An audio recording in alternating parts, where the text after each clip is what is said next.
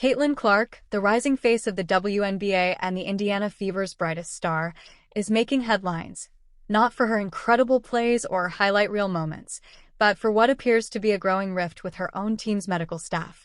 After a string of concerning injuries and unclear communication, it seems Caitlin has finally had enough. Reports are swirling that she's started seeking medical advice outside of the Fever's organization, a move that suggests a deep lack of trust in the team's ability to manage her health. Let's talk about what's actually going on behind the scenes and why this could be a pivotal moment not just for Caitlin Clark, but for the WNBA as a whole. Recently, Fever head coach Stephanie White made some comments that immediately raised eyebrows. When asked about Caitlin's injury status, she didn't say Clark was working with our doctors or even the team medical staff. Instead, she vaguely stated Caitlin would be seeing some doctors and getting more tests done early in the week. That might sound like a small detail, but for anyone familiar with how professional sports teams operate, it was a glaring red flag. This wasn't just a player resting. This was a player actively stepping outside the team's care system. And honestly, who can blame her?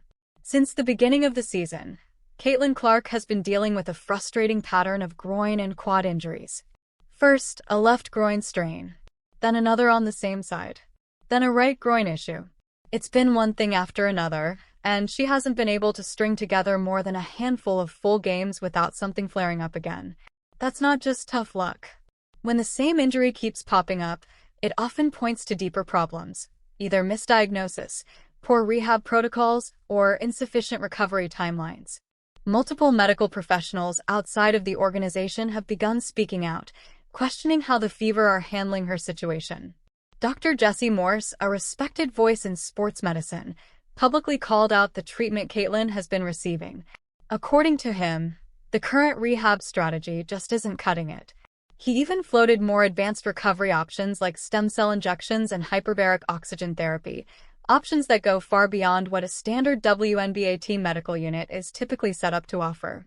This situation might sound familiar to fans of other sports, especially those who remember how the Chicago Bulls famously mishandled Derrick Rose's injuries a decade ago. Constant miscommunication, injury setbacks, and eventual fallout. Now the Fever are starting to draw similar criticism. And when your franchise cornerstone doesn't trust your medical team, that's a serious organization-wide issue. To make matters worse, Stephanie White's public messaging has only added to the confusion. One day Caitlin is described as day-to-day, and the next she's being ruled out of key games like the matchup against New York. That contradiction alone suggests a disconnect between coaching, medical evaluation, and player status updates. Either the communication lines within the Fever are broken, or they truly don't know what's going on with their most valuable asset's health. This all came to a head when Clark missed the WNBA All-Star Game, one of the league's biggest showcases. Fans were shocked. Media members were left speculating.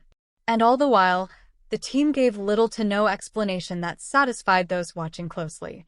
It's clear that this is no minor injury situation. This is a pattern that's become too serious to ignore. Now Caitlin Clark is reportedly taking control of her own recovery path, looking for second or even third opinions. And again, this isn't unusual in elite sports. NBA stars like LeBron James or Steph Curry have long relied on private health teams to manage their bodies. They don't rely solely on team doctors, especially when dealing with complex or recurring injuries. The difference is that the infrastructure in leagues like the NBA is far more developed than what currently exists in the WNBA. Caitlin's decision could highlight that gap and potentially push the league to raise its medical standards. From a business standpoint, this story is just as critical. Caitlin Clark isn't just another rookie. She's the face of the Indiana Fever and arguably the biggest name in women's basketball today. Her games bring ratings, sell out arenas, and drive jersey sales. If she's sidelined because of recurring injuries that could have been prevented or better managed, it's a massive financial loss, not just for the Fever, but for the league itself. That's why this goes far beyond basketball. It's about the long-term health of the WNBA's most valuable player and how teams are held accountable for caring for their athletes. There's also the psychological and team dynamic aspect to consider. If one player, especially a star, doesn't trust the team's medical staff, it can create a ripple effect. Other players might begin to question the care they're receiving. It can affect team chemistry, locker room trust, and overall morale. And once that trust is gone, it's very hard to rebuild. This situation also opens up a bigger conversation about how women's sports are treated in general. Compared to their male counterparts, WNBA athletes often have fewer resources, shorter off-seasons, and less access to elite-level recovery tools.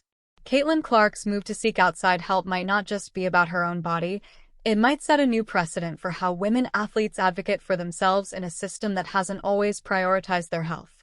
And then there's the legal and financial side. If she's getting outside treatment, who's footing the bill? What happens if there's a complication? These questions may soon need answers, especially if more players follow Caitlin's lead and begin bypassing team-provided care. Long-term, the implications are massive. If Caitlin's external treatments work and she returns stronger, it proves her instincts were right. But even then, the damage to the Fever's reputation is already done. Fans and sponsors will remember that one of the WNBA's brightest stars felt compelled to fire her team's doctors, even unofficially. That's not an easy thing for any franchise to recover from. For the league, this could be a turning point. Maybe this drama will finally push the WNBA to invest more heavily in medical resources, staffing, and player health infrastructure. As the league grows and the spotlight shines brighter, the expectations around athlete care will only increase. The NFL, NBA, and MLB all had to make those leaps. Perhaps now it's the WNBA's turn. In the end, Caitlin Clark's decision to go outside the Fever's medical system may be the smartest move she's made all season. When your body is your career, you don't gamble with it. You protect it at all costs, even if that means challenging the system you're supposed to trust. For Caitlin, the message is simple. Her health comes first. And for the WNBA and the Indiana Fever, the message is clear. It's time to do better. Call to action. What do you think about Caitlin Clark's decision to go outside the team medical staff? Is she right to take control of her health, or should she have stayed within the organization's care? Drop your thoughts in the comments below, and don't forget to like and subscribe for more deep dives into WNBA news and player stories.